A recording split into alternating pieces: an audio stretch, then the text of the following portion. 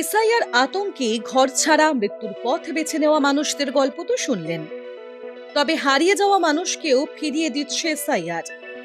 এমনই এক ঘটনার সাক্ষী থাকলো বনগাঁ থানার মেহরানি কুরুলিয়া এলাকা। 28 বছর আগে কর্মসূত্রে গুজরাটে গিয়ে নিরুদ্দেশ হয়ে গিয়েছিলেন জগবন্ধু মণ্ডল নামে এক ব্যক্তি। হঠাৎই তিনি ফিরে আসেন নিজের বাড়িতে। গুজরাট থেকে এসে এবিপি কোম্পানিতে কাজ করতাম। কত বছর থাকতেন বাঁকুড়ায়? বাঁকুড়ায় বেশি দিন ছিলাম না, মোটামুটি বছর 2-3 মতন ছিলাম ওখানে। এবিপি কোম্পানিতে ইলেকট্রিক্যাল ডিপার্টমেন্টে কাজ করতাম ওখানে। ওখানে থেকে আধার কার্ড ভোটার কার্ড বানানো, হ্যাঁ, তারপরে তারপরে কি বাস। মুম্বাই, হ্যাঁ, তারপরে এখানে আসেন। ওখানে হ্যাঁ, না ছত্রিশগড় রায়পুরে ছিলাম। আচ্ছা, রায়পুর থেকে এখানে।